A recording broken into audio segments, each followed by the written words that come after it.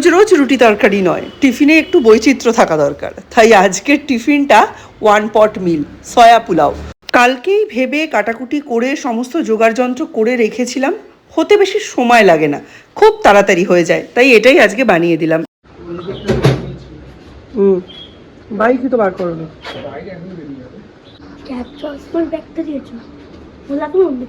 চশমা না, গগল না।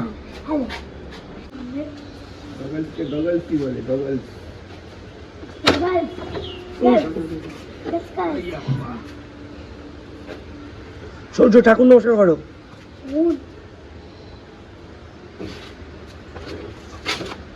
ওঠো ওঠো, এই সময়টা তুমি আর দীপ পুরো গায়ে গায়ে বেরো। নাও না,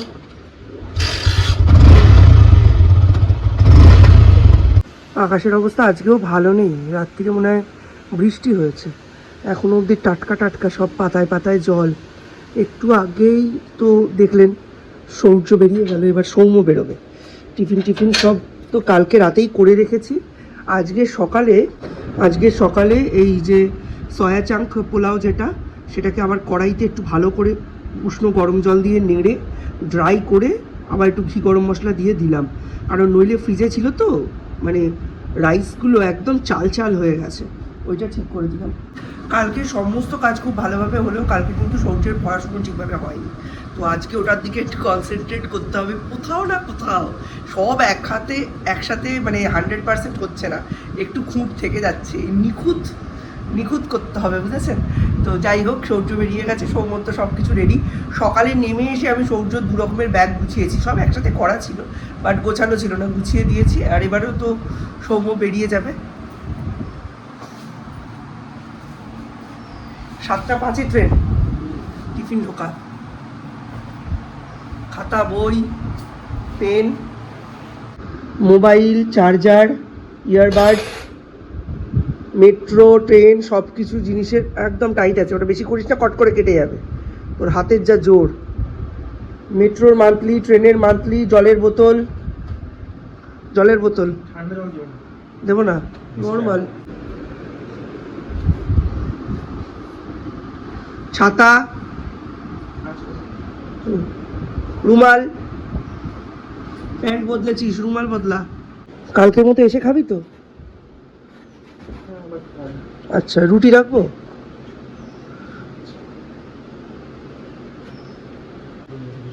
আচ্ছা ঠিক আছে, মধ্যিখানে যখন টাইম পাবি খেয়ে নিবি টিফিনটা, টাইম পেলে তো।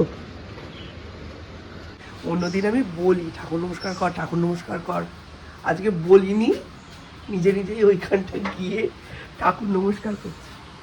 কালকে আমার ভিডিওটা অর্ধেকটা এডিট হয়েছে, অর্ধেকটা হয়নি। মিস্টার বিশেষকে ওই সিনেমা হলের যেদিন সিনেমা দেখতে গেলাম ওই দিনের ব্লগটা এডিট করে দিতে বলেছিলাম, কীরমভাবে এডিট করেছে, আমার ভয়েস ওভারের জায়গাগুলো আমায় বলেও নি, ওটা আমার কত কিছু আপনাদের সঙ্গে শেয়ার করার ছিল।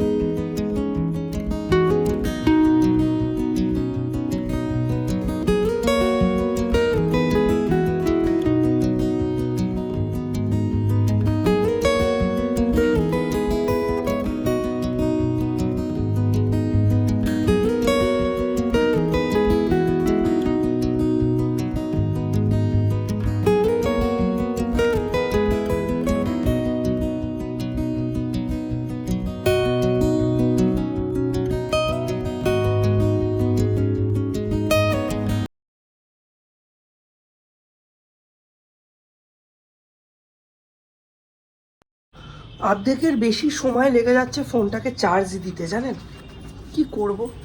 এত গন্ডগোল হচ্ছে যে কোনো চার্জারই ফিট হচ্ছে না, কোনো দিন এই চার্জারে দিচ্ছি, কোনো দিন ওই চার্জারে দিচ্ছি, আর এই আইফোনে তো সমস্ত চার্জার চলবে না, ওই জন্য খুবই অসুবিধা হচ্ছে।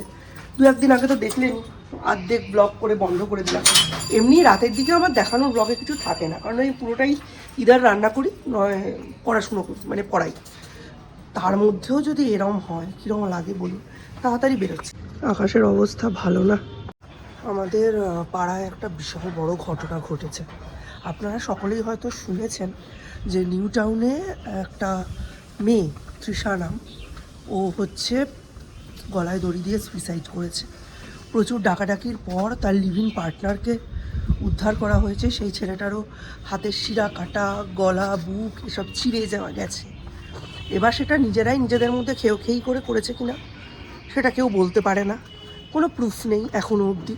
মেয়েটার পোস্টমর্টেম না হওয়া অবধি কিছুই বলা যাচ্ছে না।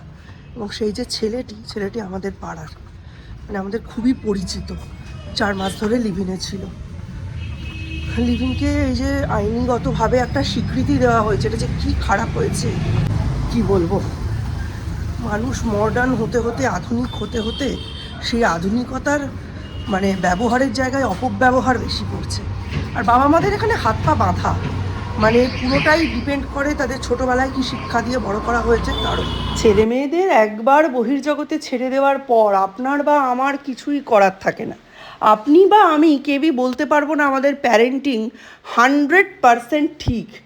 প্যারেন্টিংয়ের কোনো ঠিক ভুল হয় না। আপনার ক্ষেত্রে যে প্যারেন্টিং হয়তো খুবই কাজে দিয়েছে, সেটা আমার ক্ষেত্রে বেসলেস হতে পারে। আবার আমি যেটাকে একেবারে ঠিক বলে শিলমোহর ঠুকে দিচ্ছি, সেটা হয়তো আপনার সন্তানের ক্ষেত্রে আপনার কাজেই লাগলো না। পুরোটাই হচ্ছে প্রচেষ্টা এবং ভাগ্যের ব্যাপার। আপনি প্রচেষ্টা দিলেন কিন্তু ভাগ্য আপনার সাথে থাকলো না, তাতে আপনার কিছু করার নেই। আবার আপনি হয়তো খুবই কেয়ারলেসলি বাচ্চা মানুষ করলেন, গ্রুম করলেন টিল 12 বা টিল তার পর অবধি, কিন্তু ভাগ্য আপনার এতটাই সহায় যে আপনার সন্তানের কোনো জায়গায় কোনো আটকে যাওয়ার রাস্তা রইল না, বা আপনার সন্তানের অগ্রগতিতে ভাগ্য কোনো বাধা সৃষ্টি করলো না। সেক্ষেত্রে আপনি বলতেই পারেন বাচ্চা মানুষ করতে গেলে খুব একটা প্রচেষ্টার দরকার নেই। এরকমভাবেই তো আমি করেছি, এভাবেই উতরে যাওয়া যায়। আসলে কোনোটাই 101% সত্যি বলে আমি মনে করি না। অন্তত দুটোই প্রয়োজন, প্রচেষ্টা এবং ভাগ্য। এই দুটোই 50-50 কাজ করে একটা সন্তান মানুষ করে তাকে বড় করে তোলা এবং ভবিষ্যৎ সময়ে তার সাফল্যের ওপর। এখানে কি বাবা মা কখনো চাইবেন যে তার সন্তান খুব খারাপভাবে মানুষ হোক বা তার সন্তান ভবিষ্যতে এই রকম একটা দিন দেখুক? কোনো বাবা মাই চাইবেন না। কিন্তু কিছু করার নেই বন্ধুরা, দুটোকেই সমানভাবে মাথায় রাখতে হবে। এই এখন যখন আমি ভয়েস ওভার দিচ্ছি, বাইরে কিন্তু তুমুল বৃষ্টি, আর এই বৃষ্টির মধ্যেই ভয়েস ওভার, তাই ব্যাকগ্রাউন্ড নয়েজটাকে একটু অ্যাভয়েড করবেন। ওই যে আঙ্কেলটা অরেঞ্জ কালারের শার্ট পরে আছে, ওই আঙ্কেলের আমরা টোটোতে যাব। সৌম্য আর সৌর্যকে বড় করতে গিয়ে অনেক কিছুই দেখছি, তো এক্সপিরিয়েন্স করছি। সবই যে আমি জানি তা তো নয়, বেসিক্যালি আমি কিছুই জানি না, কারণ মা ছাড়া মা হয়েছি আমি। আমার মায়ের কাছ থেকে বা আমার শাশুড়ি মায়ের কাছ থেকে অ্যাজ সাচ অ্যাডভাইস বা গাইডেন্স কোনোটাই আমার কপালে জোটেনি। যেটুকু দেখে শিখেছি আর যেটুকু নেট দুনিয়া বা ইন্টারনেট আমায় শিখিয়েছে, সেই দিয়েই তো আমি আমার 2 ছেলেকে বড় করেছি। আমি বুঝেছি, দেখুন, শুধুমাত্র পড়াশুনোয় ভালো করা, ভালো রেজাল্ট করা, এই সব জিনিসই যথেষ্ট নয়। কিছু মরাল ভ্যালিউজ, কিছু বেসিক এডুকেশন বাচ্চা কাচ্চাদের দেওয়া খুব জরুরি। যেমন এই সব কথা বাবা মার সঙ্গে শেয়ার করা, মোটামুটি 100% তো কোনো বাচ্চাই করে না, অ্যাটলিস্ট 60% শেয়ার করা। কারুর কাছ থেকে কোনো কিছু দেখে সেটাকে দেখে উদ্বুদ্ধ হয়ে কোনো কিছু না করে ফেলা, যেটা এখন সাংঘাতিক হচ্ছে ফেসবুকের জগতে, ইনস্টাগ্রামের জগতে। আমরা লোকের মেকি জিনিসগুলোকে এত বেশি দেখছি, এত বেশি শেয়ার করছি, এত বেশি পছন্দ করছি যে আমরা নিজেদের লিমিটেশন, নিজেদের চাদর, নিজেদের কার্পেট কতটা, সেটা আমরা ভুলে যাচ্ছি। হয়তো আমাদের সেই জিনিসটা দরকারই নেই, অথচ আমরা ভাবছি ও কিনেছে তার মানে আমাকে কিনতে হবে, ও একটা ফ্ল্যাট কিনেছে আমায় কিনতে হবে, ওর একটা গাড়ি হয়েছে আমায় একটা গাড়ি কিনতে হবে। হয়তো সেই মানুষটা যেটা দেখাচ্ছে সেটার পেছনে তারও অনেক বছরের স্ট্রাগল আছে, কিন্তু আমরা সেই স্ট্রাগলটা দেখছি না। আমরা এটা ভাবছি না সে হয়তো তার পুরনো আদি জমি বা বাস্তু ভিটে বিক্রি করে এখন একটা জায়গায় শিফট করছে বলে সেখানে গাড়ি বা বাড়ি কিনেছে, সেটা আমরা দেখছি না। আমরা কোনটা দেখছি? ওর হয়েছে। আচ্ছা, ওর হয়েছে তাতে আমার এত হিংসা করার কি আছে? আমি তো এটা বুঝি না। কিন্তু এখনকার বাচ্চা কাচ্চারা না সেটা বোঝে না। শুধু বাচ্চা কাচ্চাদের দিয়ে দোষ নেই, মানে এখনকার নিয়ারলি 100% ছেলেমেয়েরা এবং মা বাবারাও সেটা বোঝে না। এই যে মনে করুন আমি আমার সন্তানের কোনো সাফল্যের ছবি বা ভিডিও বা লেখা ফেসবুকে বা ইউটিউবে দিলাম, সেখানে 90% এমন আসে করেছে তো কি হয়েছে। আরে ভাই, আমার ছেলে মেয়ে ভালো রেজাল্ট করলে সেটাতে দুটো লোকই আনন্দ পাবে, এক তার মা বাবা, দুই হয় তার বয়ফ্রেন্ড বা গার্লফ্রেন্ড, নয় তার স্বামী বা স্ত্রী। তা আমার ছেলের তো গার্লফ্রেন্ড বা স্ত্রী নেই, তাহলে মা বাবা হিসাবে আমাদের গর্বিত হওয়ারই কথা। আরেক টাইপের কমেন্ট আসে, আপনি নিজের ইগো স্যাটিসফাই করছেন। ছেলে মেয়ের উন্নতি শেয়ার করার সাথে ইগো স্যাটিসফ্যাকশনের কী কানেকশন, এটা তো আমি বুঝতে পারি না। আরেক টাইপের কমেন্ট আসে, ও কি জেনারেল না ও শিডিউল কাস্ট। আরে ভাই, চাকরি পাওয়া বা এইসব ক্ষেত্রে general, schedule caste, schedule tribe এরা একটা সুবিধা পায়। বোর্ডসের পরীক্ষায় general, schedule caste, schedule tribe এইসব জেনে আমি কি করব? মানে মানুষের অন্য মানুষের উন্নতি দেখে এত যে জ্বলন হয়, সেটা যে কেন হয় আমি আজ অবধি বুঝতে পারলাম না। দম থাকলে তুমিও তোমার সন্তানকে এভাবে মানুষ করো, দম থাকলে তুমিও গাড়ি বাড়ি অ্যাচিভ করো। এরম ঝিঝি ঝিঝি করে বৃষ্টি পড়তে শুরু করলেই না মনে হয় এইবার ইলিশ মাছের পেটে ডিম আসবে। আর ছড়া ছোটোবেলায় সে পড়েছিলাম মনে আছে, ইলশে গুড়ি ইলিশ মাছের ডিম। ইলিশে গুড়ি বৃষ্টি হওয়া মানেই এবার ইলিশ মাছ নামবে, নইলে এখন ইলিশ মাছের গায়ে হাত দেওয়া যাচ্ছে না। কালকে একটা ইলিশ মাছ দেখছি, চোরা দেখতে সুন্দর, মানে চোখ টানছে, দাম করেছি, বলছি এটার দাম 2800 টাকা। হ্যাঁ, সে মাত্র, রেখে দিন, আমি আসি। ওই দিকে গেছিলাম, ওখানে দেখি 190 টাকা কেজি, আর আমার বাড়ির সামনে যেখানে আমি ভাবি দাম বেশি, সেখানে 170 টাকা কেজি চিকেন নিয়ে আসলাম। বাইরে গেলে হুড় করে টাকা খরচ হয়ে যায়। 600 টাকা নিয়ে বেরিয়েছিলাম, একটা টাকাও ফেরেনি। আলু নিলাম 3 কিলো, পেঁয়াজ নিলাম 1 কিলো, 1 কিলো চিকেন নিলাম, একটা নাইটির খুব দরকার ছিল, নাইটি নিয়ে নিল 270 টাকা, প্লাস আরেকটা কি নিলাম, ও সৌর্যের ড্রয়িং খাতা শেষ হয়ে যাচ্ছে, ড্রয়িং খাতা নিলাম। চোখে ঝাঁজ লেগে গেছে, অনিয়নের ঝাঁজ ঢুকে গেছে। চিকেন বানাচ্ছি তো, দেখি SIX SEVN7 EIGHT8 N9 30 THIR TY। ঠিক আছে, তুই কিন্তু একবারও বললি না আমার নাইটিটা দেখতে কেমন হয়েছে। Good special extra million special. এই আমার নাইটির এত প্রশংসা করার অর্থ কি বলুন তো? যাতে আমি মনে খুব খুশি হয়ে ওকে একটু কম পড়াই। আমার বড়টা আর ছোটোটার মধ্যে যে কি মেন্টালিটির ডিফারেন্স, সেটা আপনাদের বললে আপনারা অবাক হয়ে যাবেন। সৌম্য এইসব কিছু জানতোই না, বুঝতোই না। ও ছোটোবেলার থেকে এখনও অবধি যেমন সাদাসিধে তখন ছিল, ঠিক এখনও ততটাই সাদাসিধে। ওর মধ্যে কোনো ছলচাতুরি নেই। আপনি ওকে ডান দিকে কাত করে বসালে ও ডান দিকে কাত হবে, আপনি যদি ওকে বাঁ দিকে কাত করে রাখেন ও বাঁ দিকে কাত হবে। আর এক হচ্ছে এই যে জেন আলফা, যিনি 2020 সালে জন্মগ্রহণ করে আমায় বাধিত করেছেন, তেনাকে হ বললে হাবড়া নয়, হল্যান্ড হনলুলু অবধি উনি পৌঁছে যান। একদিন ও ড্রয়িং টিচার এসছে, তাকে হঠাৎ করে আমার গাছ থেকে একটা ফুল তুলে নিয়ে প্রপোজ করার ভঙ্গিমাতে দিয়ে বলল, ওয়েলকাম স্যার। স্যারও অবাক, আমিও অবাক। তারপরে স্যার সন্দেহবশত পাতা উল্টে দেখে 1 সপ্তাহের জন্য যে হোমওয়ার্কগুলো দেওয়া হয়েছিল সেগুলো একটাও উনি করে রাখেননি। এইটা হচ্ছে শৌর্য, মানে এত চতুর বলাই বাহুল্য। তবে সত্যি কথা বলতে কি, সামনে যে দুনিয়ায় ওরা জন্মেছে এবং লড়বে, যেখানে ওরা রুটি কাপড়া মাকান এগুলোর জন্য স্ট্রাগল করবে, তার জন্য এই চতুরতাটা কিন্তু কাম্য। বাইরে এখন সাংঘাতিক বৃষ্টি হচ্ছে, দেখাই আপনাদের। আজ এই ঠাকুরের উপোস, কাল ওই ঠাকুরের উপোস, আজ এই সেই এই করে এই মাসে অলরেডি 2 দিন কামাই করে নিয়েছে। আর এখন এরম তুমুল বৃষ্টি হচ্ছে। এই বৃষ্টিতে তো খবরদার আসতে পারবে না।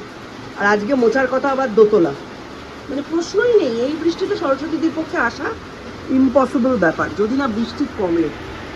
দেখেছো কি অবস্থা? এই বৃষ্টিতে সরস্বতীদের পক্ষে আসা অসম্ভব ব্যাপার। এমনিতে একদম এই মাসে আমি টাকা কাটবো।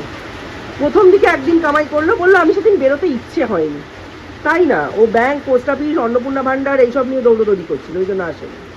আগে শ্রাবণ মাসের প্রথম সোমবারটা করলো, কামাই করলো, আবার এই আজকে আজকে তো শিওর শর্ট হবেই। আজকে আমি হলে আমিও যেতে পারতাম না এরম বৃষ্টিতে। দেখুন, ছুটি ছাড়া কাজ হয় না। একটা মানুষের পক্ষে 365 দিন এক নাগারে কাজ করে যাওয়া সম্ভব নয়, কিন্তু তা বলে বিনা কারণে আমার ইচ্ছে হয়নি বাড়িতে বসেছিলাম, এটা বলে ছুটি করাটাও কোনো কাজের কথা না।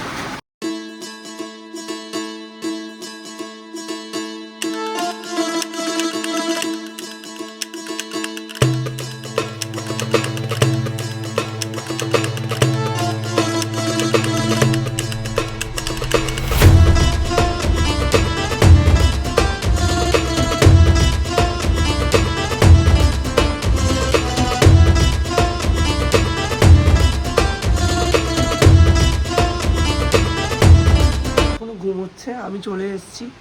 দীপ বলল, দীপ নৈহাটি স্টেশনে নেমেছে, কপাল খুব ভালো যে এখনো অবধি বৃষ্টিটা ধরেছে। আমরা এতক্ষণে ঘুমিয়ে নিয়েছি, তবে দীপ ঢুকলে দীপ খাবে কি না খাবে জেনে নিয়ে আমি আবার একটু শোবো। বেশিক্ষণ শুইনি, ঘুমটা ঠিক ভালো মতো হয়নি। ও আসবে আসবে না, আসবে আসবে না। আজকে আরিয়ান্তের সঙ্গে দেখা হয়েছে, দুজনে খুব কোয়ালিটি টাইম স্পেন্ড করেছে। এই যে অনেকদিন পর ছোটবেলার বন্ধু বিছড়ে হুয়ে রাম শ্যাম মিলে, হ্যাঁ, তো করে টোরে খাওয়া দাওয়া করে ফিরেছে। তো সেই জন্যই আমি বুঝতে পারছি না ও খাবে কি খাবে না, তাই ওকে জিজ্ঞেস করে নিয়ে তারপরে দেখি কালকে আবার কি আছে, কলেজ টলেজ আছে কি না। অনেকদিন পর দেখা হলে যা হয়। ওর বাবা ফোন করেছে, ওর বাবা একটা ট্র্যাকার অ্যাপ ওর সাথে ফোনের সাথে কানেক্ট করেছে, যে ও কোন লোকেশানে আছে ওর বাবা দেখতে পাচ্ছে। বলছে অনেকক্ষণ ধরে ট্র্যাকারটা একই জায়গায় আটকে আছে, কী করছিস তুই?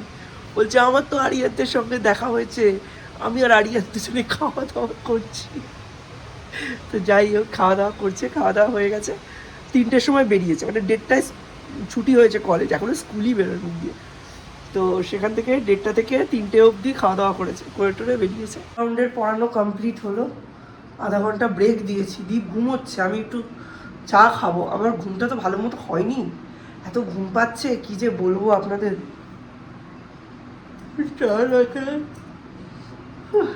আর আমি ঠিকতে পারছি না। যাই হোক, পাখার হাওয়ায় কি করে সৌর্য বসে আছে কে জানে, আমার তো ঠান্ডা লাগছে। এই পাখাটা একটু বন্ধ করছি, দেখ ঠান্ডা লাগছে।